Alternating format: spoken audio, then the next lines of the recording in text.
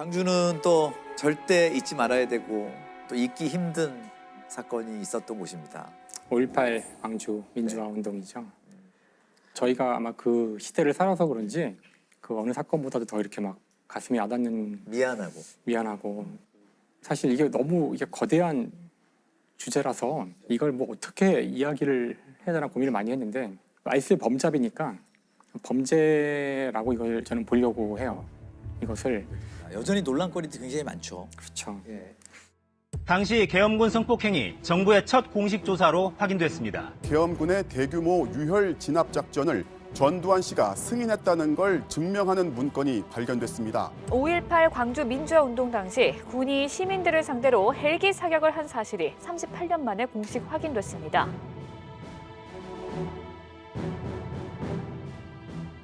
(1997년) 판결에서 이제 다 해결하지 못했던 발포자가 누구인지, 행방불명자하고 사망자의 숫자가 정확히 어떻게 되는지, 그다음에 계엄군이 실제 자행했던 성폭력이라든가 그때 당시 그런 거 아예 얘기도 안 했거든요. 그다음에 헬기에 의한 사격이라든가 이런 것들을 우리가 다시 깨끗하게 좀 정리를 해야 되지 않을까. 그래서 사실 헬기 사격이 중요한 이유 중에 하나는 당시 발포 명령자에 대해 논란이 있잖아요. 누군지 모르니까. 헬기는 절대로 자위권 발동으로 총을 쏠 수가 없거든요. 그렇죠. 누가 헬기를 위협할 수 있겠어요? 그러니까 그래서 이건 굉장히 중요한 증거가 될 수 있고요. 245라는 숫자가 처음에는 의미를 몰랐는데 그 245가 빌딩에 남아 있는 그 헬기의 기총 솟아 자국의 개수가 그러니까 탄은이 245개라는 뜻이더라고요. 245개는 난사를 했다라는 거거든요. 네. 계속. 그 민주화 운동이 있은 당시 거기 현장에 있었던 조비오 신부님이라고 계신데요. 조비오 신부님이 헬기가 그 기총을 솟아했다, 이제 이런 증언들을 많이 했었거든요. 여러 증언들이 있었는데 당시는 신군부 쪽에서 뭐 헬기가 뭔지도 모르는 민간인들이 무슨 소리냐고, 그거 그냥 헬기 소리라고 이래가지고 당시 조사도 이루어지지 않아요. 그냥 제기만 됐다가 그냥 묻혀버립니다. 근데 2016년 전일 빌딩이 리모델링이 되는데요. 그 과정에서 파악이 되고 있지 않았던 그 탄은에 대한 조사가 자세하게 이루어지게 돼요. 국립과학수사연구원이 총탄 흔적은 헬기 발포에 의한 것이라고 결론냈습니다. 국과수는 창틀을 뚫고 지나가거나 스쳐 지나간 총탄이 벽에 박혔다며 탄도를 계산했을 때 공중 정지 상태에서 비행 중인 헬기에서 쏜 것으로 보인다고 덧붙였습니다. 각도 같은 것들을 조사해 보면은 총알이 날라온 위치는 건물로부터 대략 한 50m 떨어진 지점에서 높이 8m, 30m 위에서 쏜 거예요. 안에서 쏜 것이 아니라. 그런데 그 일대에는 이것보다 높은 건물은 없어요.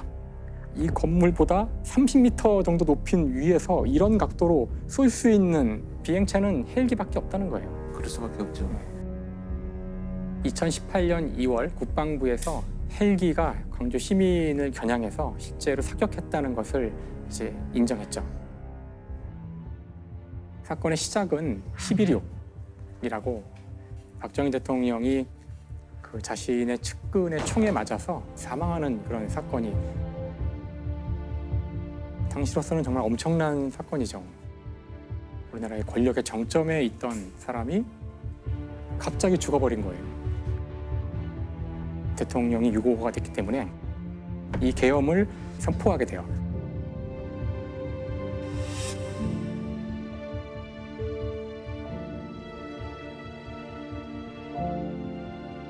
그러자 이제 그 이후에 수많은 일들이 벌어질 수 있는데 그때 일어났던 여러 가지 일 가운데 하나가 결국 이제 광주에서 일어난 이 비극이었는데, 일단 대통령이 유고가 되자 빨리 이 사건을 누군가가 빨리 그 조사를 하고 해결을 해야 되잖아요. 네. 그래서 이제 합동수사본부가 꾸려지는데, 합동수사본부의 본부장을 맡은 사람이 바로 당시 보안사령관이었던 전두환. 당시 군 내부에 있었던 이제 하나회라는 사조직이 있었는데, 육사 11기 중심이었죠. 그렇죠. 네. 11기에서 시작돼서 쭉 이어지는 특별히 잘 골라서 훈련시킨 엘리트라고 할 수 있는데, 거기에 우두머리가 사실은 전두환이었고요. 결국은 이제 나중에 신군부라고 저희가 부르게 될 텐데, 전두환을 정점으로 한 이 신군부가 쿠데타를 일으키기로 결정을 하고 차근차근 우리나라를 무력으로 점거하는 그런 결과까지 가게 되는 거죠. 그 약간의 무력 충돌이 있고서는 군을 장악하게 돼요. 사실 사람들은 오래되었던 그 박정희 정권의 독재가 끝나자 이제 우리가 민주주의를 다시 할 수 있지 않을까? 대학생들도 다 거리로 나와서 빨리 계엄을 해제하고 우리 정상적인 선거를 치러서 민주주의를 복구하자, 이제 이런 열망들이 있었고요. 이미 벌써 그때 전두환이란 이름이 나와요. 계엄 철폐, 전두환을 물러나라.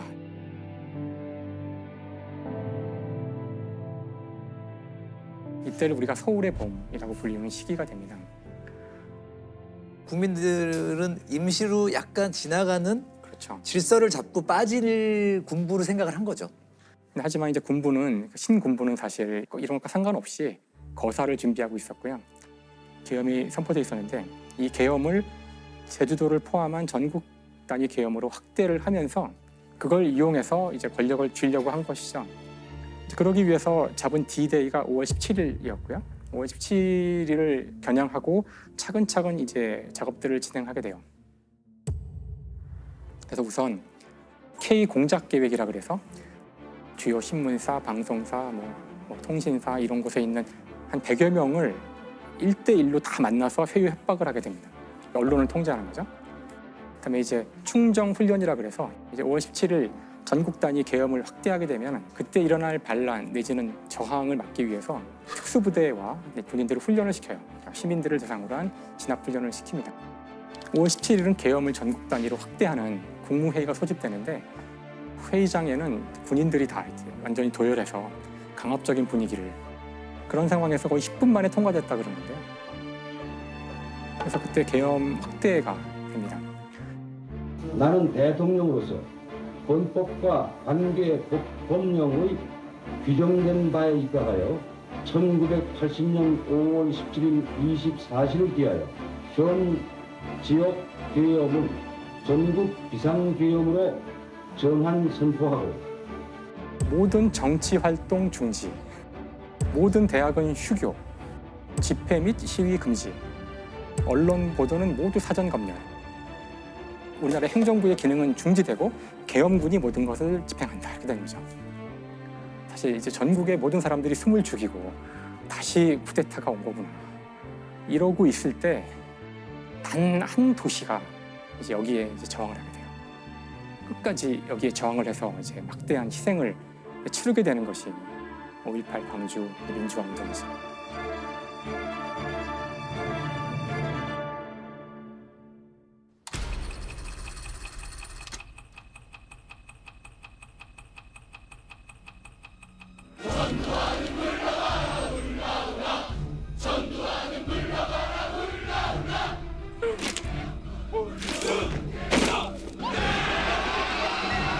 전남대와 조선대에 투입된 군인들이 총에다가 착검을 한 상태로 들어가서 막 학생들을 이제 체포하게 되죠. 평소 같으면 조금 이렇게 시위를 하면은 쫓아버리고 말았을 것 같은데 이 공수부대원들은 일단 한번 찍으면 막 피곤죽이 되도록 사람을 막 폭행을 하고 끝까지 추적해서 마지막까지 쫓아가서, 그래서 이유를 모른 채 수많은 사람들이 그냥 연행을 당하는데 이날 연행된 사람만 405명. 68명이 외상, 12명은 중태라고. 특히 이제 이날 그 청각장애자인데요. 김경철 씨라는 분이 있는데 첫 번째 아마 그 사망자라고 볼 수 있습니다. 길을 가다가 이제 막 공수대원한테 얻어맞게 된 거죠. 말을 못하니까 막 손짓 발짓을 하는데 그럴수록 더 많이 얻어맞는 거예요. 결국은 이제 다음날 죽게 됩니다. 사망하게 돼요.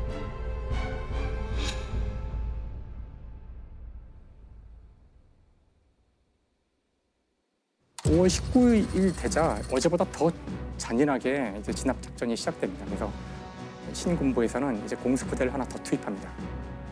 이때 수많은 사람들이 그냥 그 곤봉에 맞고 속옷만 입은 채로 길거리에서 막 기합을 주는데 특수성이가 된 사람들을 트럭에 막 집어 던진 다음에 트럭에 싣고 갔는데 그중에 많은 분들이 죽었고요.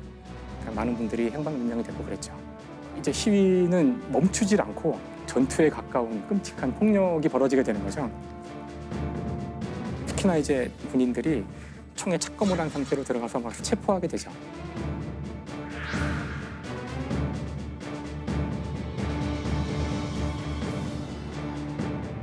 대검에 의한 그 피해가 너무 커져가지고 병원에 너무나 많은 사람들이 칼에 찔려서 오는 일이 벌어지죠.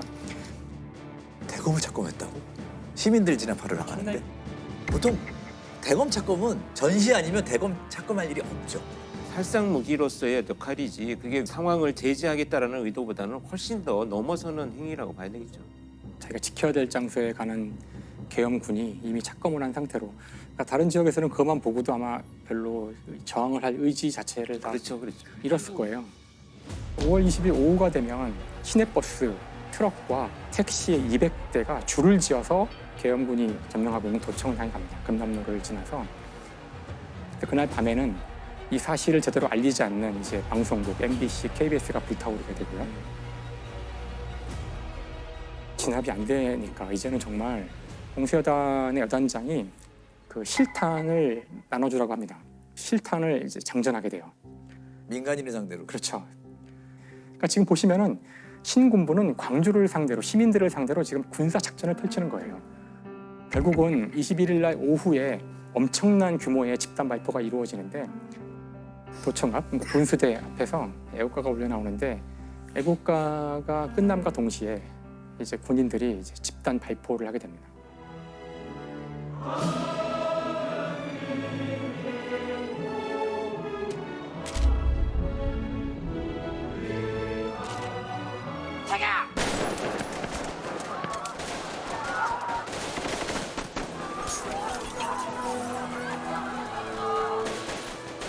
당시 이제 군인들은 무릎사 자세로 행렬로 나란히 서서 조준 사격을 시작하게 되고요. 그래서 그 순간 거기서 54명이 사망하고 이제 수백 명이 부상을 당했고요.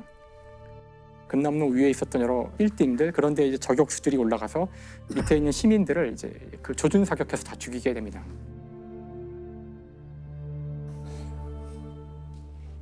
목격자에 따르면은 헬기가 동원돼서 헬기에서도 막 기총 소사를 했다는 이야기도 있었고요. 그 집단 발포의 발포자가 누구이고 누구의 책임인지를 놓고서 이제 나중에 논쟁이 벌어지게 되는데, 그렇죠. 근데 사실 이제 발포 명령자가 결국 없다는 식으로 이제 이야기가 돌아가는데요. 아무도 발포 명령을 한 적은 없고 군인들이 너무나 상황이 급박하여 자위권 차원에서 총을 쐈다, 이제 이런 식으로 이야기를 하고 있거든요. 근데 정작 그날 죽은 군인은 한 명도 없어요.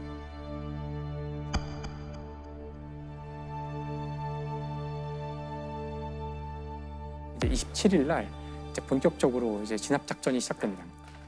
0시 0분에 모든 시내의 전화가 다 두절됐고요. 2시부터 이제 계엄군이 광주 시내에 진입하기 시작해서 5시 10분이 되면은 이제 모든 작전이 종료됩니다.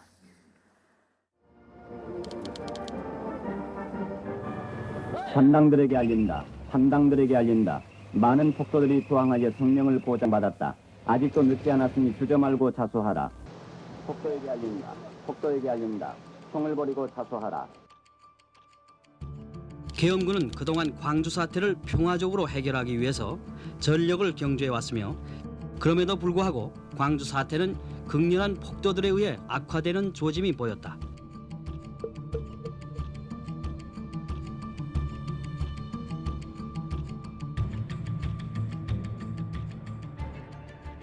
이렇게 해서 약 열흘간 벌어진 일입니다. 5월 18일부터 5월 27일까지. 사실 5.18 광주 민주화운동 때 저는 초등학생이었거든요. 네. 전혀 몰랐죠. 전혀 알지 못했어요. 기억하시겠지만 그때 광주라는 단어 자체가 금기어였고 대학에 들어가서야 비로소 자세한 내막들을 다 알게 된 것 같아요. 이게 이제 알려지고 나서 뉴스에 관에다가 전부 이렇게 태극기를 덮어가지고 자꾸 오열하는 장면들이 뉴스에 그 이후에 이렇게 나오기도 했었거든요. 그때 이걸 보면서 가해자가 우리 대한민국 군인이었고 이렇게 많은 사람이 죽을 동안 왜 아무도 몰랐냐에 대해서 굉장히 충격적이었던 기억이 있죠. 제일 강렬한 그 워딩이 광주 민주화운동에 대해서 내란죄 포함해서 다 처벌해달라고 이제 시민단체가 이제 고발하고 있었는데 검찰이 계속 잡고 있다가 성공한 쿠데타는 처벌할 수 없다. 검찰이 그러면서 이제 불기소 처분했어요.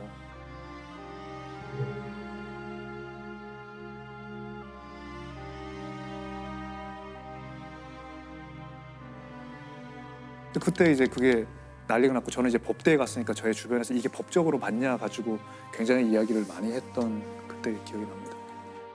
전 국민적인 분노를 일으킨 말이었는데 엄청난 이제 저항이 있자 이제 이걸 헌법소원을 내게 되고요. 헌법재판소에서 이걸 검토한 다음에 처벌 가능하다는 결정이 내리자 97년 4월 18일 날 대법원 판결이 나옵니다. 성공한 쿠데타도 처벌할 수 있다. 이제 특별법이 만들어지는데 5.18 특별법은 일반 법에 의해서 공소시효가 끝난 12.12 5.18 사건 관련자들에 대한 사법 처리를 가능하게 하고 전두환 전 대통령과 노 전 대통령 두 전직 대통령은 거액의 추징금을 함께 선고받았습니다. 육군 사관학교 동기생이자 60년 지기 친구였던 두 사람은 똑같이 내란죄와 뇌물수수죄란 불명예를 동시에 떠안았습니다.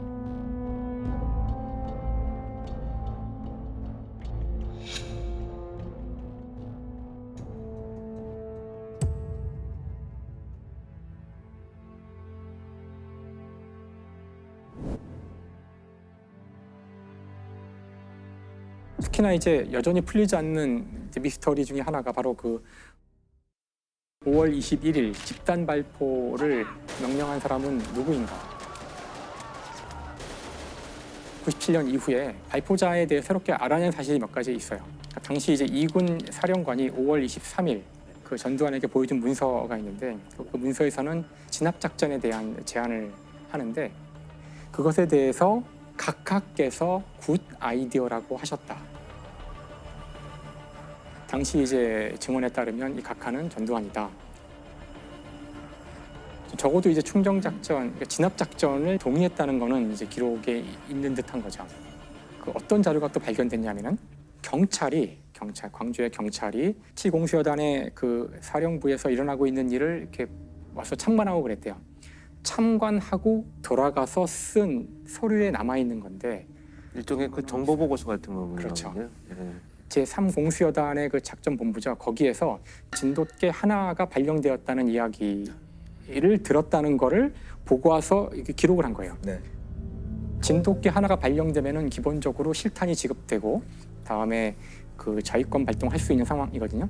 그래서 현재 이제 그 발포자에 대한 증거가 하나도 없었는데 이제 두 가지 정도가 이제 나온 상황이지만 누가 그런 무지막지한 그런 지시를 내렸는지 더 많은 조사가 있어야 되겠죠. 그래서 역사에 기록을 해놓을 필요가 있다고 생각해요. 제가 이제 책을 하나 가져왔는데요. 많은 분들이 알고 계시는 한강 작가죠. 광주 민주화운동에 있었던 6사람의 이야기를 담고 있는데 사실 이 책을 저는 읽다가 도저히 다 못 읽겠더라고요. 웬만해서는 읽는데 이거는 진짜 보다가 나중에는 여기서 제가 하나만 이야기를 읽어드리려고 그래요. 죽음을 당한 고등학생이 죽은 상태에서 자기 이야기를 하는 거예요. 썩어가는 내 옆구리를 생각해. 거길 관통한 총알을 생각해. 처음엔 차디찬 몽둥이 같았던 그것. 순식간에 뱃속을 휘젓는 불덩어리가 된 그것. 내 모든 따뜻한 피를 흘러나가게 한 구멍을 생각해. 나를 조준한 눈을 생각해. 쏘라고 명령한 사람의 눈을 생각해. 그들의 얼굴을 보고 싶다. 잠든 그들의 눈꺼풀 위로 어른거리고 싶다. 그들이 악몽 속에서 피 흐르는 내 눈을 볼 때까지, 내 목소리를 들을 때까지.